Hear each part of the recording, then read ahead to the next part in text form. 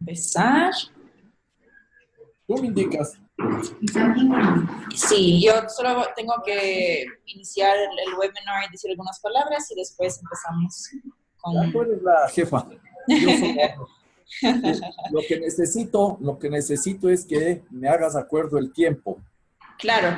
No sé cómo me puedes mandar cuando vaya media hora. No quiero pasarme de una hora en ningún caso. Espérate, voy a cerrar la puerta, espérate. Ya.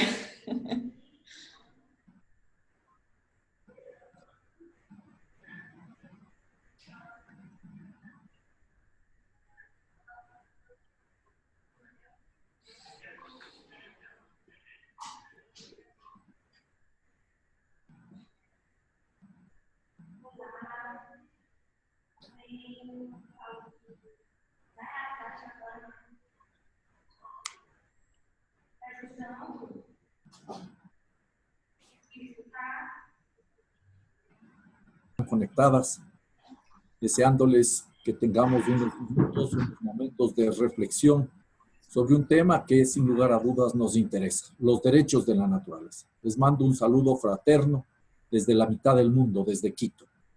Voy a tener, como dice Hanna, 40 minutos de exposición y me voy a apoyar en mi exposición con una serie de láminas. Las láminas van a estar a disposición de ustedes. Inclusive en la primera lámina, no sé si ustedes ya pudieron ver y anotar, aparece mi correo electrónico, regreso, alacosta48@yahoo.com. Si alguien tiene algún interés especial, alguna consulta, quiere un texto adicional, estoy dispuesto a darlo encantado. Además, en las láminas que ustedes van a recibir, encuentran en algunos puntos una serie de links con la información correspondiente, sea tratándose de un artículo o tratándose de un libro. En ese sentido, creo que podemos empezar y les digo que son muchas láminas, no me voy a detener en todas las láminas, lo que quiero es que ustedes cuenten con ese material para seguir trabajando y en un ejercicio colectivo, participativo, desde todos los rincones del mundo, hacer realidad lo que significan los derechos de la naturaleza o los derechos de la madre tierra. Ese es el punto de partida. Empiezo entonces comentándoles a ustedes muy rápidamente cómo llegamos a los derechos de la naturaleza en la Constitución de Montecristi. Como ustedes saben, hace 10 años se aprobó la Constitución de Montecristi, la Constitución número 21 de la República del Ecuador, que tiene un paso civilizatorio único. Es la primera constitución que incorpora a la naturaleza como sujeto de derechos. Este es un punto clave y fundamental. ¿De dónde sale esa idea? Podríamos hablar más sobre esto. Quiero ser lo más concreto y preciso para dejarles a ustedes una visión global desde mi perspectiva de cómo llegamos a eso, qué significan los derechos de la naturaleza y al final para hacer alguna diferenciación entre lo que son los derechos ambientales y los derechos ecológicos. Los primeros tienen que ver con los derechos humanos, los segundos con los derechos de la naturaleza. Desde mi perspectiva, y eso debe quedar claro, los dos se complementan, los dos se potencian y quizás algún día, esta es una reflexión muy al margen, tengamos una cosa conjunta, los derechos de la vida. Pero ese es un tema que podemos discutir en otra oportunidad. El punto de partida para el tema de los derechos de la naturaleza en la Constitución del Ecuador es el mundo indígena. Cuando los indígenas hablan de la Pachamama, lo que decimos en español, la madre tierra, no están utilizando una metáfora. Para ellos, la madre tierra es su madre, la Pachamama. No es una visión como hacemos nosotros desde el mundo occidental, que vemos a la naturaleza al parte. No, ellos entienden que la naturaleza es consustancial en sus vidas. No se ubican al margen de la naturaleza, son naturaleza. Y entonces este es el punto de partida. Pero este punto de partida tiene una especificidad muy interesante. Si la madre es la naturaleza no requiere derechos especiales para que sea amada, respetada, cuidada, como sucede con nuestras madres, con nuestros padres. Son parte de la familia, no necesitan en realidad derechos para que sean asumidos como tal y sean objeto del respeto, del cariño, del amor, de la reverencia que les debemos a nuestros familiares. No, para nada. En este caso tenemos una cuestión muy interesante, como explicaré un poco más adelante, un proceso de mestizaje. Desde el mundo indígena sale la necesidad de proteger a la naturaleza porque son naturaleza, es una autoprotección, y nosotros desde el mundo occidental comenzamos a trabajar en la visión de los derechos de la naturaleza. Punto fundamental. El mundo indígena es la base, es el punto de partida de los derechos de la naturaleza. También anoto, ya en el caso ecuatoriano, una creciente importancia de las resistencias que habían en el país a las distintas afectaciones al ambiente, a los sistemas ecológicos provocadas por la minería, por el petróleo, por la agricultura, por las industrias. Ecuador es un país que en las últimas décadas ha ganado mucho en conciencia ambiental, en conciencia ecológica, y desde ahí se fueron creando las condiciones para poder hablar de derechos de la naturaleza.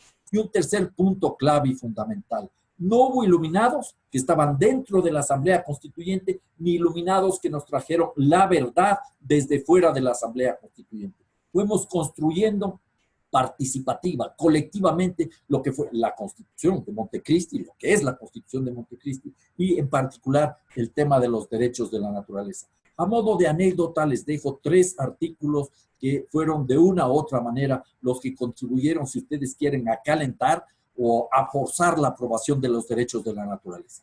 Son 3 artículos que están disponibles, aquí tienen el link. Uno que escribí yo en enero del año 2008, creo que se publicó el 8 o el 10 de enero del año 2008, en que me preguntaba, ¿tienen derechos los animales? ¿Y por qué hacía esto? Porque había algunas personas en el proceso constituyente previo, cuando estábamos eligiendo los y las asambleístas, defendían los derechos de los animales, particularmente los derechos de las mascotas. Algunas personas estaban preocupadas también por el maltrato que se daba a los animales, sea en los canales, en los camales, cuando se mata un animal para ser luego consumido por los seres humanos, sea en las corridas de toros, sea en las peleas de gallo. Es un artículo muy corto donde se sintetiza algunos elementos de lo que luego sería la esencia de los derechos de la naturaleza. Esto calienta el ambiente, y posteriormente, en febrero del año 2008 también, publico un artículo un poco más largo que se llama La naturaleza como sujeto de derechos.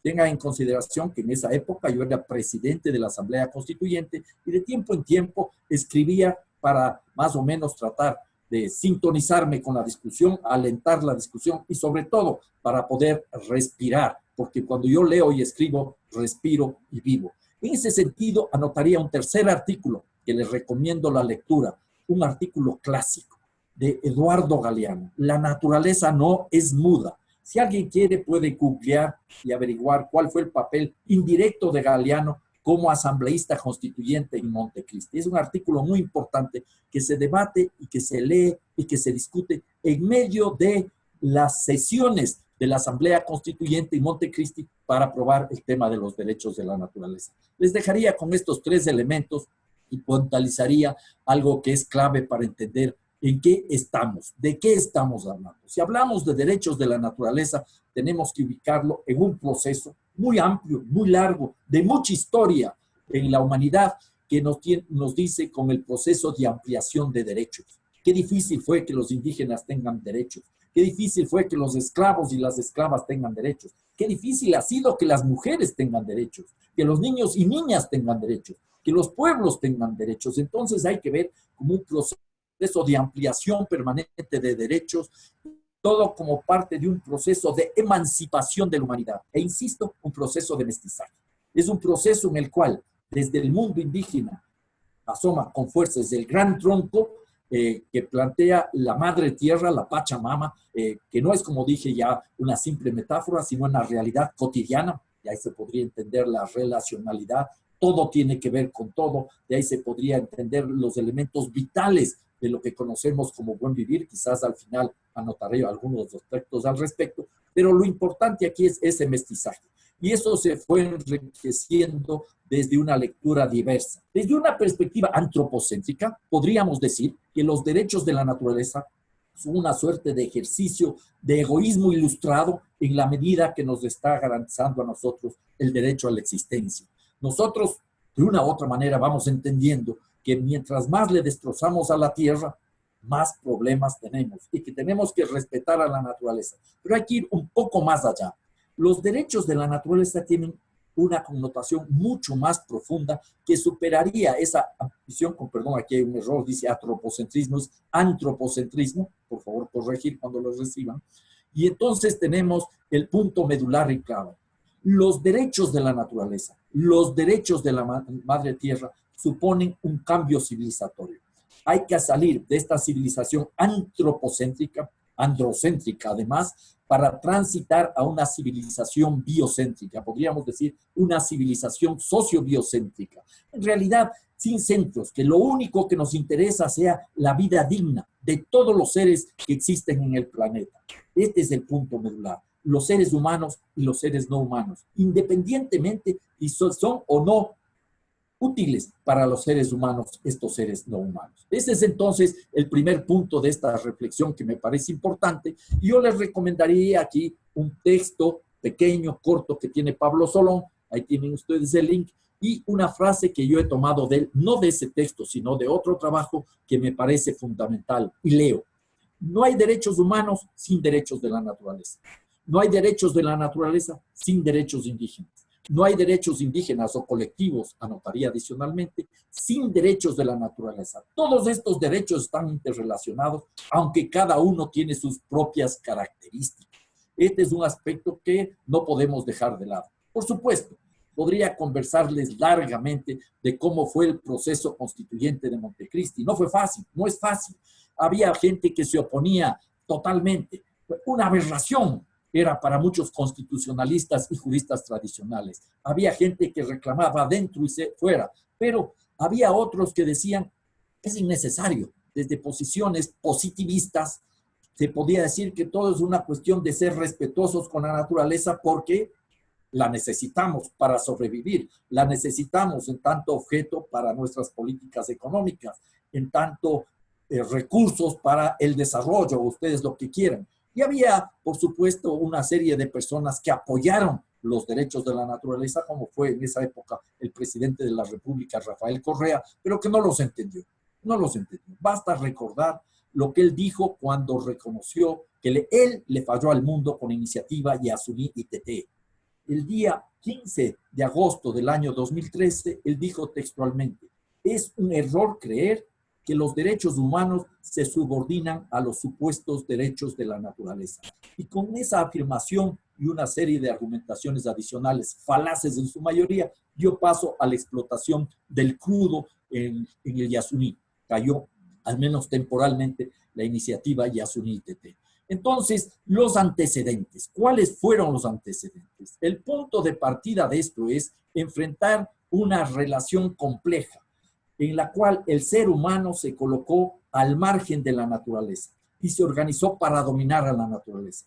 Podríamos recordar el célebre mandato de Francis Bacon, que dijo alguna vez: la ciencia debe torturar a la naturaleza como hacía la Inquisición con sus reos para extraerle hasta el último de sus secretos. Y claro, con el capitalismo esta tarea se vuelve global y se profundiza y sigue avanzando la mercantilización de la vida, que es una forma de dominar a la naturaleza. Esta es una cuestión que con seguridad todos ustedes comprenden y conocen. Anotaría como otro punto importante en esta larga tradición de dominación todo lo que ha significado la visión, las prácticas, las filosofías judeo-cristianas.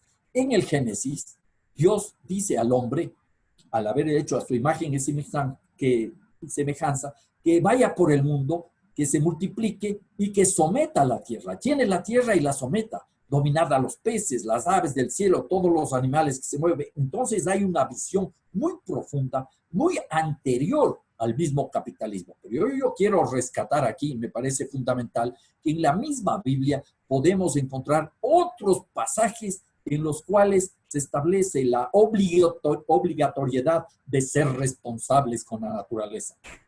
Sin entrar en el tema, porque el tiempo no me permite, podría yo anotar la cuestión de la encíclica del Papa Francisco, Laudato Si, que es un avance fundamental en la medida que hace una crítica de fondo básica, estructural al antropocentrismo. No es desde mi perspectiva una encíclica ya biocéntrica, pero se está caminando en esa dirección. Y no nos olvidemos, en muchas épocas en nuestra historia y en distintas partes del mundo hubo el interés de dominar a la naturaleza. Aquí el caso de Simón Bolívar, en 1812, luego del terremoto de Caracas, dijo que se luchará contra la naturaleza y la va a hacer que nos obedezca, y algo similar dijo Correa cuando había una sequía. Simplemente recuerdo esto para demostrar lo difícil que ha sido asumir que la naturaleza sea vista, sea entendida como sujeto de derechos.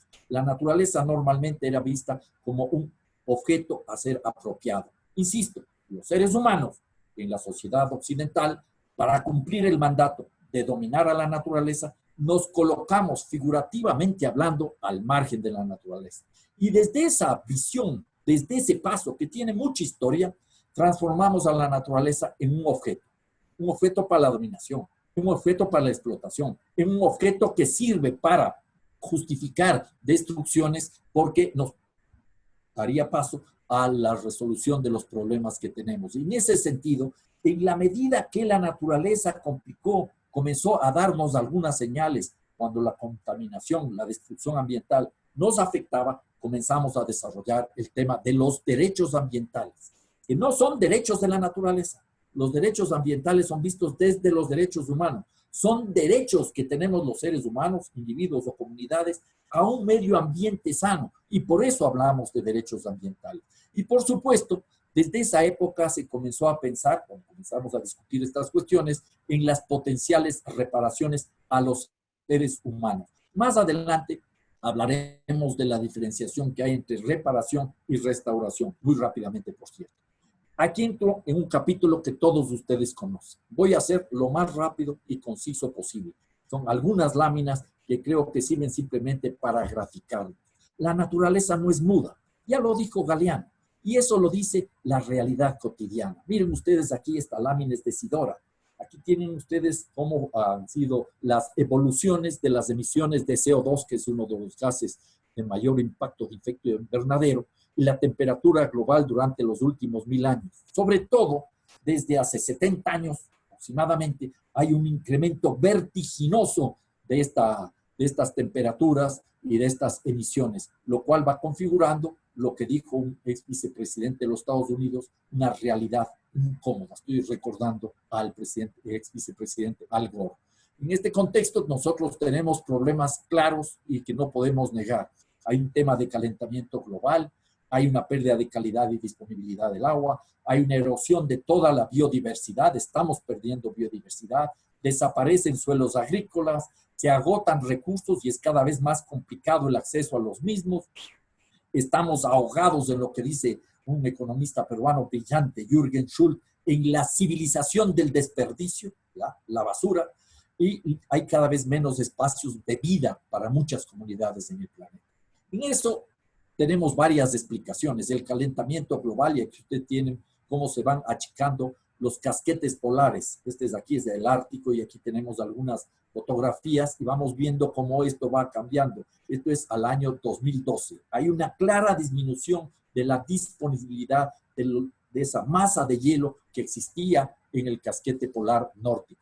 Y lo mismo comienza a configurarse en la Antártida. Ahí se creía que no había este efecto, pero ya hay lo que se conoce ahora lagunas azules, que son claras señales de pérdida de hielo. Es un proceso de descongelamiento que tiene una serie de afectaciones. Rápidamente veamos cuáles podrían ser las principales ciudades que tendrían el problema por el incremento del nivel del agua del mar. Entonces vemos que al año 2050, aquí hay una lista de ciudades. Yo quería rescatar aquí la ciudad de Guayaquil, de Ecuador, que es la ciudad más grande de mi país, y plantear como un problema especial para tener gráfico de qué estamos hablando. Aquí tienen lo que podría ser una suerte de riesgo de inundación permanente en la cuenca del río Guayas. Lo que se vive en Bangladesh se podría vivir aquí en Guayaquil si es que no se toman los correctivos del caso. Y naturalmente hay temas, y esto da una justificación, un argumento para aquella afirmación de Jürgen Schultz de que tenemos la civilización del desperdicio. Ahí tienen ustedes unas islas de plástico que se reflejan y que siguen creciendo y que están afectando a todos los océanos, en unos más, en otros menos. Tenemos también un problema que no podemos negar: las afectaciones ambientales no son equitativas. Quienes más han contribuido a afectar al equilibrio ecológico, al equilibrio ambiental y a los problemas sociales son los más ricos en el planeta. El 10% de los más ricos es responsable de casi el 50% de las emisiones de CO2. Este es un punto clave. Y el 50% de la población, los pobres, no son sino responsables de un 10% de los impactos ambientales. No podemos entonces olvidarnos de este tema de la equidad social. Por eso es necesario hacer lecturas tanto desde la ecología política como desde la economía política. Y ahí tenemos el reto. O seguimos haciendo negocios como siempre y seguimos afectando el equilibrio de la tierra, o tratamos de cambiar. Y ahí estamos, esto conocen ustedes perfectamente, la huella ecológica daría lugar también para profundas y largas disquisiciones. Y lo que quisiera yo anotar aquí es la necesidad de entender en qué momento estamos. Hay alguien que niega, ya sabemos quién es, que dice que el cambio climático es un cuento chino. Hay otras personas que dicen, no, ya no hay nada que hacer, esto se acaba, estamos en el Titanic, se va a hundir el Titanic. A mí me parece que hay que tener una posición esperanzadora, una posición propositiva y rescatar los derechos de la naturaleza como una herramienta para la transformación e impedir que se hunda el Titanic. Yo creo que eso sí es posible. Y así como la naturaleza no es muda, la sociedad tampoco es muda. Y está respondiendo, miren, ante los crecientes extractivismos petrolero, minero, agrícola y de otro tipo, estamos viendo cómo la gente responde. No nos olvidemos que la violencia no es una consecuencia simplemente de la destrucción de la naturaleza. Muchas veces es una condición necesaria para llegar a la extracción de enormes masas de material. La megaminería no es que hay que esperar a que las consecuencias violentas aparezcan después. No, hay que ejercer violencia sobre la madre tierra y violencia sobre las comunidades para provocar permitir esa extracción de los recursos naturales. Y eso tiene impactos tremendos. Conocemos que al momento actual hay cientos de personas que son asesinadas por defender a la madre tierra. Las cifras están disponibles. Yo creo que son cifras que no reflejan la realidad, porque muchos asesinatos o no se los conoce o no son catalogados como asesinatos a los defensores y las defensoras de la madre tierra. Tenemos problemas en el norte y en el sur. El caso de Berta Cáceres en Honduras, por ejemplo, y tenemos el caso actual en Alemania, la defensa del bosque de Hambach, que es una lucha muy interesante para salvar un pedazo de un bosque milenario. Esa es una lucha que le estamos viendo y la represión, incluso en un país como Alemania, está presente. Y hay otras acciones, podría hablar largo de todas estas luchas, pero aquí podría yo mencionar luchas esperanzadoras, como las que se da en Colombia, un país afectado por múltiples violencias, pero que la gente no deja de luchar por la naturaleza, luchar por la vida, luchar por los derechos humanos. Y aquí tienen una foto de la marcha carnaval en Ibagué, en Colombia, hace un par de años. Una experiencia única, maravillosa, con mucha música y creatividad enfrentando a eso. Y entonces, en ese sentido, recojo yo el tema de los derechos de la naturaleza en Montecristi. Y me planteo los 4 artículos básicos. Hay muchos otros artículos. La Constitución está disponible en la web, encuentra en cualquier portal la Constitución, pero los fundamentales son el artículo 71, que establece que la naturaleza o Pachamama es sujeto de derecho, porque hay que respetar integralmente su existencia, el mantenimiento, regeneración de sus ciclos vitales, estructuras, funciones y procesos evolutivos, porque la Pachamama es donde se reproduce y realiza la vida. ¿Y quiénes representan o quiénes cristalizan esos derechos? Toda persona, toda comunidad, todo pueblo o nacionalidad. Este es el punto medular. Y ahí podríamos hablar de una metaciudadanía ambiental, tema que podría dar lugar a otra reflexión. Segundo artículo clave y fundamental, la restauración aparece en el artículo 72, el derecho a la restauración integral. Ya no se trata simplemente de indemnizar, de reparar a los individuos y colectivos que hayan sido afectados, que su entorno natural haya sido destruido. No, aquí hay que buscar los mecanismos para restaurar integralmente a la naturaleza. Realmente, en algunos casos, esto es casi imposible. Una afectación provocada por la megaminería con varios kilómetros de destrucción en una selva, va a ser casi imposible que eso se reproduzca, que eso se restaure integralmente. Pero ese es un mandato constitucional básico. Luego el artículo 73 establece la necesidad de aplicar medidas de precaución y restricción, otro artículo clave. Y en la segunda parte, también un tema lindo de discusión, se prohíben los transgénicos. Hay otro artículo de la Constitución, que no está siendo respetado, por cierto, se establece que Ecuador es un país libre de transgénicos. Y el cuarto artículo es el que tiene que ver con cómo beneficiarse del ambiente, cómo participar de esas riquezas naturales que nos permiten construir el buen vivir. Yo creo que esto es clave. Y naturalmente aquí se ponen una serie de límites a la apropiación para impedir la privatización. Uno lee con detenimiento esos artículos y otros, va a encontrar, lo digo, yo fui presidente de la Asamblea Constituyente, algunos elementos contradictorios, algunas tensiones, pero lo de fondo es que se establecieron algunas pautas de lo que se tiene que hacer. Restauración para los seres humanos en particular, reparación para la naturaleza, compensación cuando sea necesario o indemnización, rehabilitación inclusive psicosocial cuando se hayan provocado afectaciones graves, medidas de satisfacción, sanción, no impunidad, pero claro, aquí hay que preguntarnos si los problemas se resuelven solo con más sanciones. Hay que ser creativos para ir generando un ambiente que vaya dando paso a la conformación de una conciencia social amplia que nos permita respetar a la naturaleza a partir de la vigencia de los derechos de la naturaleza. Medidas para la no repetición es clave y fundamental. Y entonces aquí, ¿qué es lo que estamos tratando de hacer? Recuerden ustedes que al inicio de esta intervención decía que nos colocamos figurativamente hablando los seres humanos al margen de la naturaleza. Esa era la civilización, ese es el desarrollo, ese es el progreso. Rompimos el nudo gordiano de la vida, le dimos un corte, la naturaleza a un lado, los seres humanos al otro lado. Ahora la tarea complicada es volver a atar el nudo gordiano. Y eso entonces nos obliga a ser muy críticos con algunas propuestas. ¿Qué se consiguió, por ejemplo, con las COP, con estas reuniones? Un poco más de conciencia, reconozco. Algunas medidas interesantes, pero respuestas estructurales definitivamente no. Miren que desde el año 92 hasta la fecha, las emisiones de gases de efecto invernadero en el mundo han crecido en un 50%. No ha habido compromisos reales. Lo que se consiguió en la COP21 y las resoluciones de la COP23 en Bonn el año pasado son totalmente insuficientes. Además, se sigue profundizando la visión del capital que acumula, ampliando los problemas ambientales. La mercantilización de la vida no tiene que ver absolutamente nada con los derechos de la naturaleza. El mercado de carbono, en cualquiera de sus formas, red normal, red plus o como se le ponga, no tiene que ver con derechos de la naturaleza. La genética al servicio de la acumulación no tiene que ver con derechos de la naturaleza.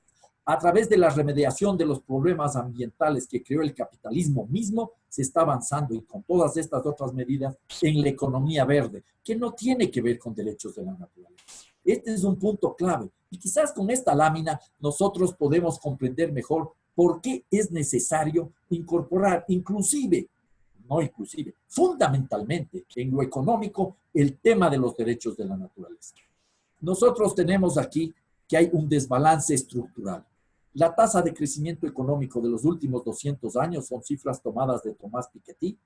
Nos dicen que el promedio de crecimiento económico en los últimos 200 años fue de 2% anual.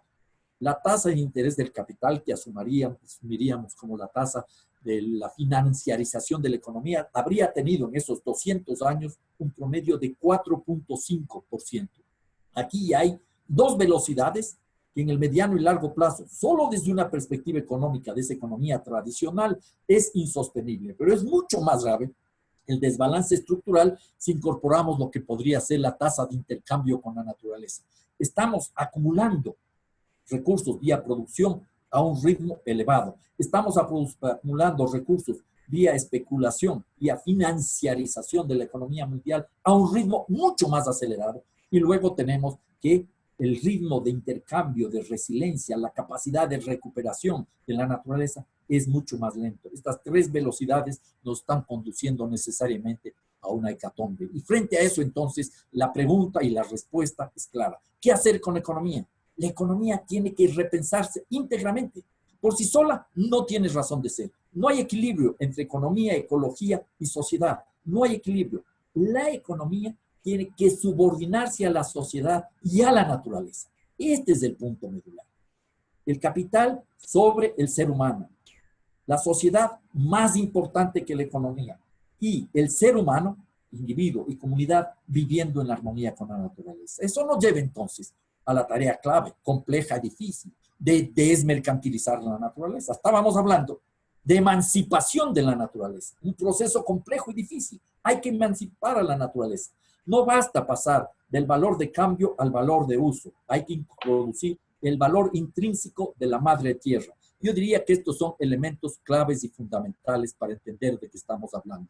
Y entonces, esto nos lleva a no verle al ser humano como por fuera de la naturaleza. Tenemos que integrarnos con la naturaleza, sin olvidarnos que la naturaleza hasta podría vivir sin seres humanos.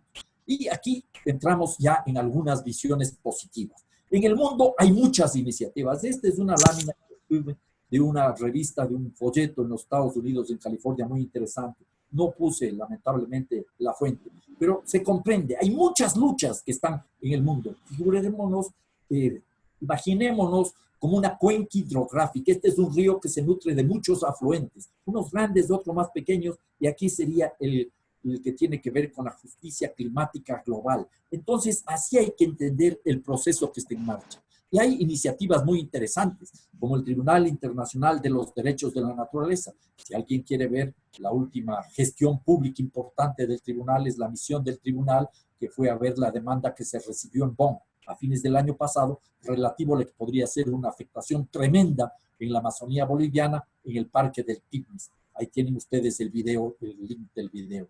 Y la mayoría de respuestas, entendámonos, vienen desde lo local. Lo que se vivió en Montecristi, una constituyente, un Estado que asume los derechos de la naturaleza y no los respeta, tiene que ver con la lucha desde abajo. No hay iluminados, no hay gente que nos dio. Anotaría muy rápidamente, porque no sé el tiempo que tengo todavía, algunos antecedentes que no conocíamos en Montecristi y otros aportes derivados de Montecristi.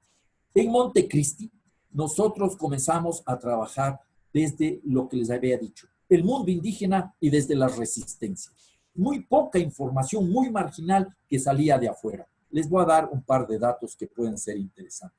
Lo interesante acá es que retrocediendo en el tiempo, hay mucha gente que tenía entre ceja y ceja la necesidad de respetar estructural intrínsecamente a la naturaleza. Anotaría, por ejemplo, el filósofo Baruch Spinoza, ya estamos hablando de hace más de 400 años. O otro personaje muy interesante, le he subrayado porque es muy poco conocido, un alemán que escribe un libro en 1713, Hans Karl von Carlowitz, que es un tipo, como Spinoza, que hablaba de la mater natura, la madre naturaleza. Y es una serie, son reflexiones que podrían enriquecernos nuestros debates. Retrocediendo no tanto en el tiempo, hay muchas otras personas. Albert Schweitzer, Godofredo Stutzen en Chile, Peter Sinken, Aldo Neopol, Arne Naes y otras personas. Aquí les rescato a uno, Georg Leinbacher, un suizo. Ese señor me escribió a mí luego de terminada la Asamblea Constituyente y me dijo, mire, yo vengo trabajando eso desde los años 80. Yo escribí ya un libro sobre el tema en el año 88 y me mandó una carta muy larga donde me abrió la puerta a una serie de reflexiones. Y aquí tenemos otros personajes que habría que rescatar. Y anotaría otra persona, Ciro Angarita. Yo creo que fue la primera vez que oí hablar de los derechos de la naturaleza. Eso lo oí a finalizar los años 90, hace ya más de 20 años. Este señor nos habló en un taller que hubo en Quito sobre los derechos de la naturaleza. Pero eso quedó guardado en la memoria. Tenía que haber otro tipo de condiciones, un proceso como el que les mencioné muy rápidamente al inicio, para provocar la construcción de estos derechos de la naturaleza, que no son construcción de nadie. Nadie puede decir que es el gerente propietario de los derechos de la naturaleza. Luego fuimos conociendo, y aquí tienen ustedes algunos de los libros, por ejemplo, el de Georg Leinbacher del año 88, otro trabajo muy importante de Cormac Cullinan, que ha sido también presidente del Tribunal Internacional de los Derechos de la Naturaleza. Un texto que yo recomiendo una y otra vez, El Mandato Ecológico. Ahí hay un trabajo muy bueno de Eduardo Udinas, inicial en el año 2009. Él tiene otro ya acá mucho más avanzado. Y los derechos, la naturaleza con derechos. Aquí hay varios artículos que deberían ser leídos, empezando por el de constitucionalista, el jurista argentino Raúl Eugenio Zaffaroni. que hace una reflexión histórica de cómo ya en la época de la Inquisición había una serie de aproximaciones a los derechos de los animales. Y entonces también podríamos mencionar a Italo Calvino. Este es el libro que publica en el año 1957 y prefigura un diálogo de un señor, de un joven que vivió toda su vida en los árboles con Napoleón y le recomienda a Napoleón, en el pleno proceso de la Revolución Francesa, que en el proyecto de constitución de una república haya la declaración de los derechos de la naturaleza, explicitado a través de los derechos a los animales, a los pájaros, a los peces, a las plantas, etc. Pero son cuestiones que nos llevan a ver que esta búsqueda de los derechos de la naturaleza tiene muchos caminos y todos van confluyendo y todos van aportando. Hay razones científicas, aquí tenemos todos los trabajos de James Lovelock y Lynn Margulis y otras personas cuando plantean el tema de la Gaia, es un tema clave. Hay otras personas que hablan desde una perspectiva cosmológica y naturalmente aquí tenemos los aportes desde la teología revolucionaria, innovadora, liberadora de Leonardo Boff, cuando nos habla de la interretroconexiones transversales entre todos los seres, la relacionalidad indígena. Son algunas de las aproximaciones interesantes. Y hay también una serie de iniciativas desde la sociedad civil. Yo aquí anoto algunas y rescataría los dos elementos finales. La declaración de los derechos de la Pachamama en Bolivia, en Cochabamba, en Tiquipaya, que es un punto fundamental. Ahí también se habló de la necesidad de un tribunal internacional para sancionar a los delitos contra la madre tierra. Y en el año 2014, distintas personas y organizaciones dimos paso a la configuración de este Tribunal Internacional de los Derechos de la Naturaleza, que ya ha tenido sesiones en varias partes. Ha sesionado en Quito, en Lima, en París, en Bonn, en distintas partes. Aquí no entro en esto para no alargar. Lo que anotaría es, un dato adicional, que en la única constitución que aparecen los derechos de la naturaleza es la ecuatoriana. En Bolivia no están en la constitución, pero hay una ley de los derechos de la naturaleza muy interesante que fue establecida, fue expedida a fines del año 2010 en base a la Declaración Universal de los Derechos de la Pachamama. Esa ley, que es interesante, digo, muy potente en el discurso, no es todavía parte de la realidad. Es un país, como sucede en Ecuador y en otros países de América Latina, donde los extractivismos están a la orden del día, es decir, la destrucción de la naturaleza. Y hay pasos concretos. Me imagino que las personas que este rato nos están escuchando deben haber oído hablar de pasos concretos. Mencionaría el río Vilcabamba en Loja, Ecuador, que es uno de los primeros, un caso muy interesante de los tiburones en las Islas Galápagos, unos recientes casos en donde se han logrado sentencias positivas en Río Blanco y Sinangoe para frenar la minería, los casos notables de Colombia, Río Atrato y Amazonía, un país que no tiene constitucionalizados los derechos de la naturaleza. Es un tema que debería ser analizado a profundidad, es un ejemplo fantástico.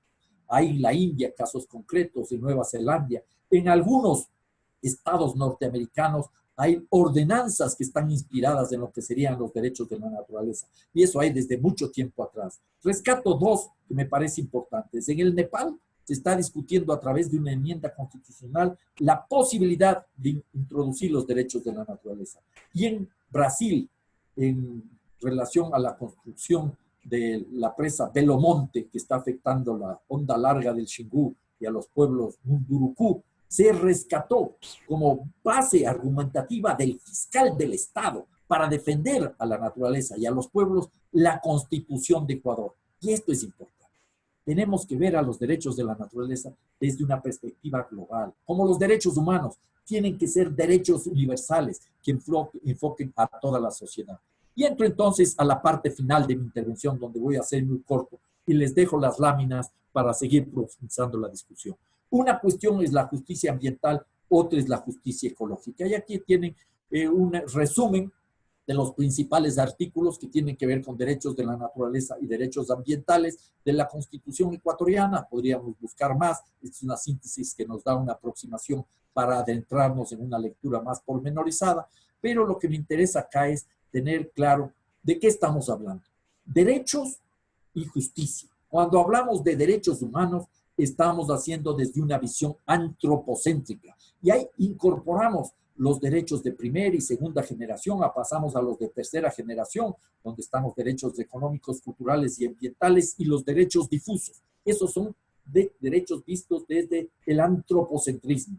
Y ahí tenemos lo que es la justicia tradicional, y de ahí se deriva la justicia ambiental. Esta es una visión que me parece importante, y entonces damos el paso a los derechos de la naturaleza. El centro está puesto en la naturaleza.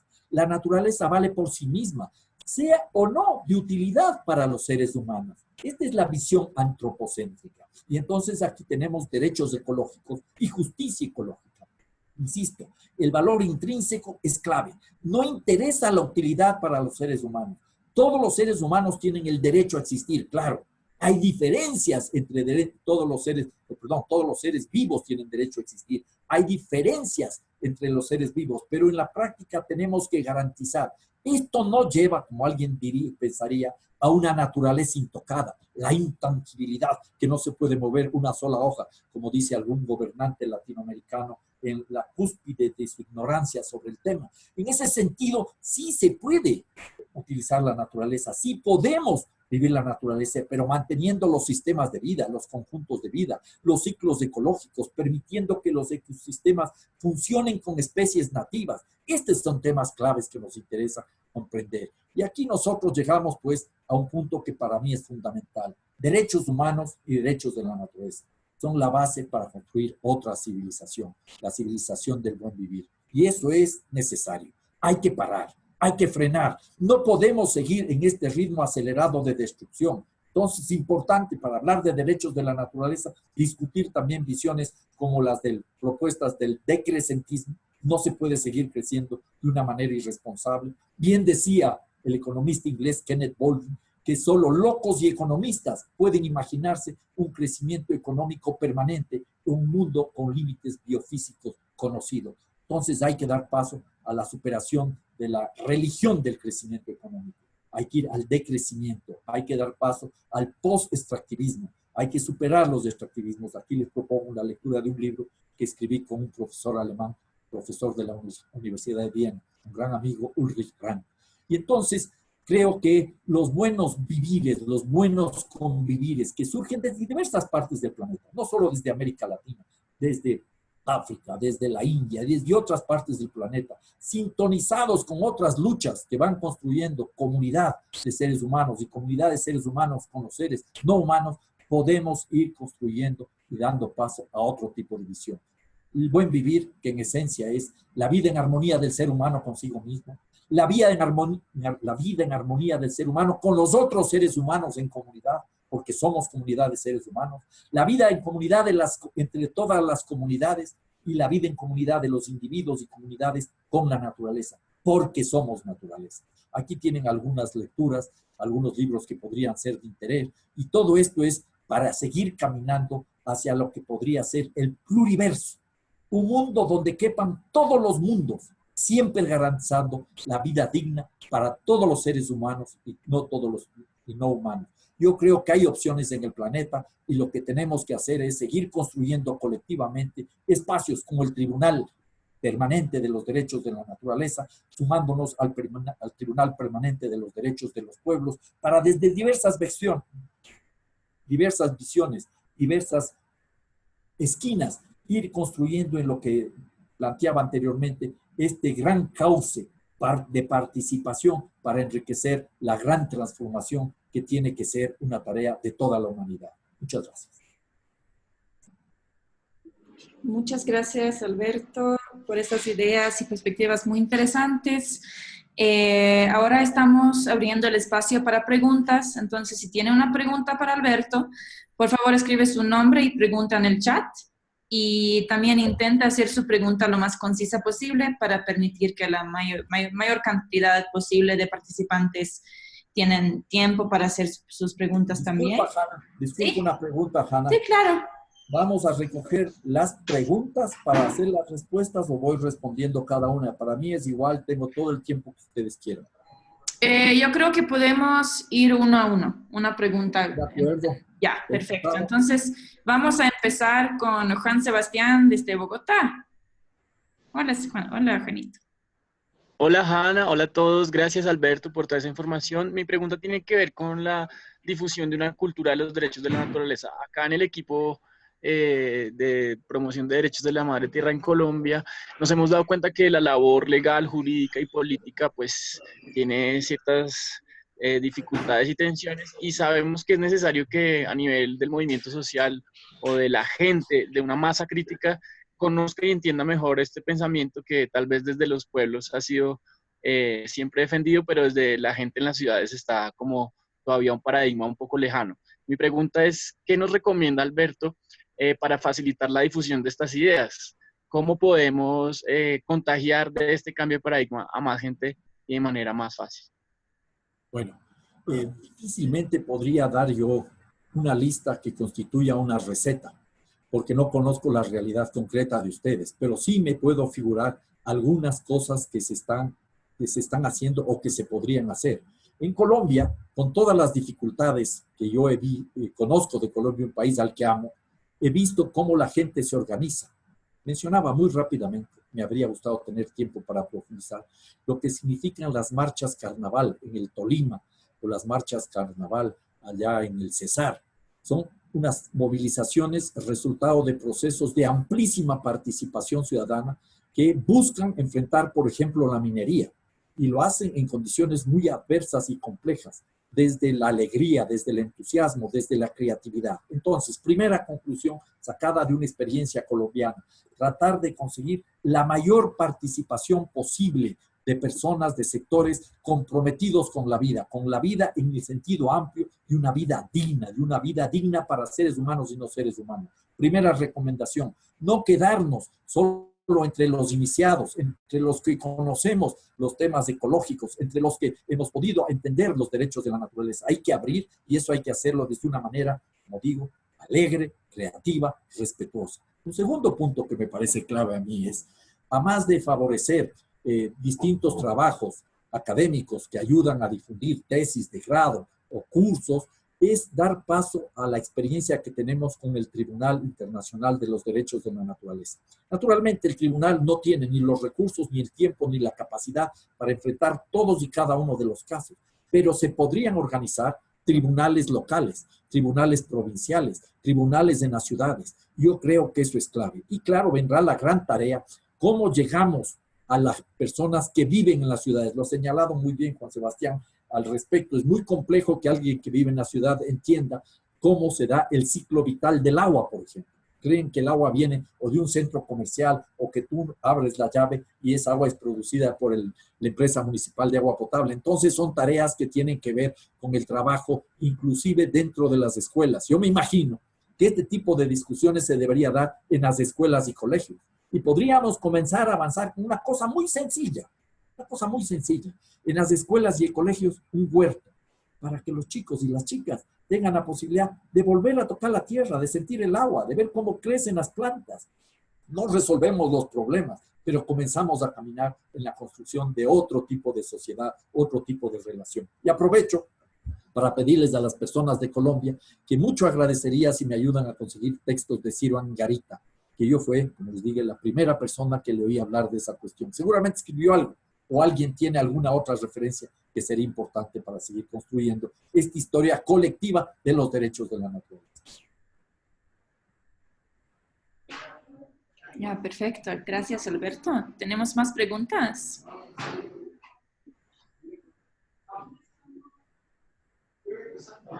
¿Alguna persona tiene más? Ya. Juan tiene otra pregunta. Ya, dale.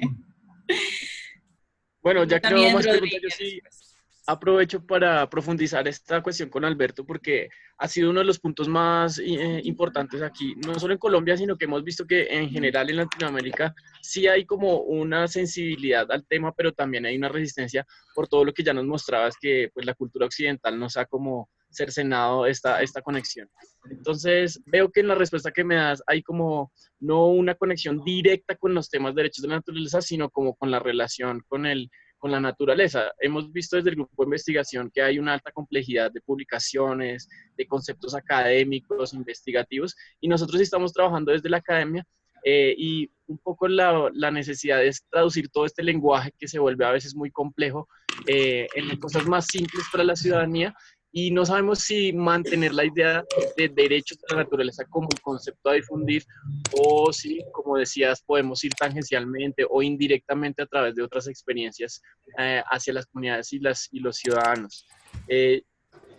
La siguiente pregunta sería: ¿cómo podemos ordenar de manera más sucintas las investigaciones? Nosotros creamos un grupo de investigación y estamos abrumados con la cantidad de material que hay para leer.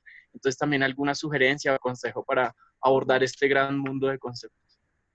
Bueno, en relación a la segunda pregunta, que es muy interesante, esta de cómo abordar la cuestión de los derechos de la naturaleza. La experiencia que yo he ido acumulando a lo largo de los años es que este tipo de reflexiones no se cristalizan desde la academia. Este tipo de reflexiones no se cristalizan desde las cúpulas de los partidos políticos. Este tipo de reflexiones y este tipo de procesos desatados vinculados a esas reflexiones surgen desde las comunidades, desde la resistencia.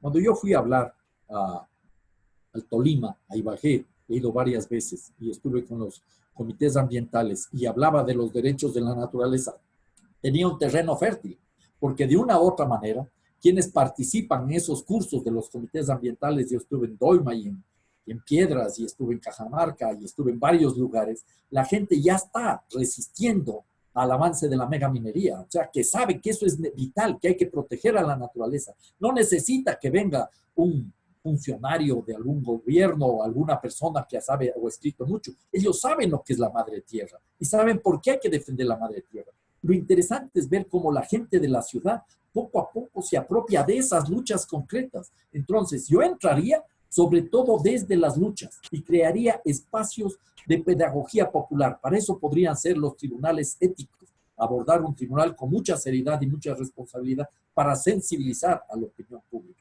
Entonces, los trabajos académicos son necesarios. Ya llego a la tercera pregunta tuya, que es cómo abordar esa multiplicidad de temas y esa multiplicidad de aportes. Ahí sí ya creo que podríamos recurrir a que nos ayuden las personas que están en alguna universidad o en varias universidades y que comiencen a trabajar, y habrá que ir sistematizando. Poco a poco he comenzado yo a priorizar ciertos textos. Algunos autores les planteé en alguna de las láminas, hay muchas otras personas, hay mucha otra gente que está trabajando, pero creo que va a ser imposible tener una total sistematización. Lo que sí es necesario es que rescatemos todos esos valores, esas aproximaciones y les pongamos en un contexto. Por ejemplo, fundamental para una lectura actual. Veamos desde la idea de los derechos de la naturaleza lo que significa el mensaje del Papa Francisco en la encíclica Laudato Si. Veamos esa misma encíclica con otros ojos, desde lo que significan los defensores y las defensoras de la madre tierra. Veámosle desde otros ojos las amenazas que tienen el extractivismo. Son textos que ayudan a la discusión y nos permiten entrar en ciertos sectores de la sociedad vinculados a la misma Iglesia Católica. Ya, perfecto. Tenemos una pregunta de Rodrigo. Sí, buenos días a todos. Señor Acosta, gracias por la ayuda que me brindó para mi tesis, que está escrita en francés, sobre el análisis de la efectividad de los derechos de la naturaleza durante 10 años del Ecuador. Pero la pregunta que recibió con también el juicio en mi universidad en Bélgica es cómo los derechos de la naturaleza ahí habrán dado respuestas a nivel puramente económico. Es decir, que si tomamos el paradigma de los derechos de naturaleza, no es adecuado con el sistema capitalista. Estamos de acuerdo con eso, pero sin embargo el sistema sigue siendo a gran medida. Entonces, ¿cuáles son ahorita los autores, las investigaciones que analizan la respuesta y las soluciones que puede aportar los derechos de la naturaleza con acuerdo con el sistema económico? ¿Cómo le cambia? ¿Cuáles son las respuestas? Si, por ejemplo, aquí en los casos que hay en el Ecuador, ¿cuáles son las respuestas que podemos dar a los economistas? Porque a veces es como hay un hueco en las investigaciones porque hablamos de la filosofía, del paradigma a nivel de derecho, pero siga una burbuja sin tener respuesta clara a nivel económico. Bueno, esa pregunta sí es bastante compleja, empezando porque yo soy economista, nadie es perfecto. Y entonces asumir el tema de la economía desde la lectura del propio sistema capitalista nos lleva a un camino sin salida. Seguimos transitando por la economía verde, seguimos creyendo que hay que seguir mercantilizando la vida. Tenemos situaciones aberrantes como la mercantilización del mercado de carbono, el mercado del clima, el mercado de los genes. Mientras sigamos en esa vía, no vamos a tener soluciones. Los derechos de la naturaleza nos llevan para otro lado. Ahora, claro, no se puede forzar de la noche a la mañana. No solo es que tengamos una constitución y automáticamente entran en vigencia los derechos de la naturaleza. Lamentablemente no es así. La realidad, la vida es diferente. En Ecuador tenemos derechos de la naturaleza desde hace 10 años y tenemos unos 25 casos de juicios vinculados a los derechos de la naturaleza, que son muy pocos, porque la ciudadanía todavía, la sociedad, las comunidades, los individuos, no tienen todavía la suficiente conciencia y reclaman esos derechos. También porque no hay jueces y juezas preparadas y porque el gobierno, sobre todo el gobierno anterior, frenaba. Pero de esos 25 casos hay algunos últimos, como el mencionado de Río Blanco, el de Sinangoe, donde hay sentencias muy bien elaboradas desde los derechos de la naturaleza, desde también los derechos del buen vivir, desde la consulta previa libre informada que fue atropellada, que no fue realizada. O sea, que hay que ir construyendo esos procesos jurídicos y creo que desde esa perspectiva es necesario. Pero es fundamental comenzar a trabajar teniendo como uno de los elementos básicos los derechos de la naturaleza en otra economía. Muy rápidamente. Eso nos plantea la necesidad de liberarnos de la religión del crecimiento económico permanente. Complejo, pero indispensable. Eso nos plantea superar los extractivismos, también complejo, pero fundamental. No hay alternativa. Eso nos plantea construir otro tipo de estructuras económicas desconcentradas, descentralizadas, pensar de otra manera las ciudades, que son espacios de insustentabilidad por definición. Eso nos lleva a la necesidad de una mejor distribución del ingreso y una radical redistribución de las riquezas. Y naturalmente, a la desmercantilización de la naturaleza. Y ahí hay procesos muy interesantes y concretos. Cuando se avanza, por ejemplo, en la recomunalización del agua, cuando hablamos de desmercantilizar la naturaleza, descomercializar el agua, desprivatizar el agua, no estamos hablando que hay que estatizar el agua, sino que hay que recomunalizar el agua. Y hay procesos muy interesantes de control comunitario de agua en diversas partes del planeta. Yo recuerdo, por ejemplo, en un país donde el capitalismo está profundamente afincado, como es Alemania, donde las comunidades comienzan a reclamar el manejo del agua. Incluso en la capital de Alemania, en Berlín, se han dado pasos en ese sentido. Entonces, hay ejemplos y hay que comenzar a trabajar a un nivel ideológico, disputando el sentido histórico de lo que es la economía o de lo que debería ser otra economía, y por otro lado, desde las bases, con respuestas concretas. Hay muchísimas experiencias al respecto. Muchas gracias.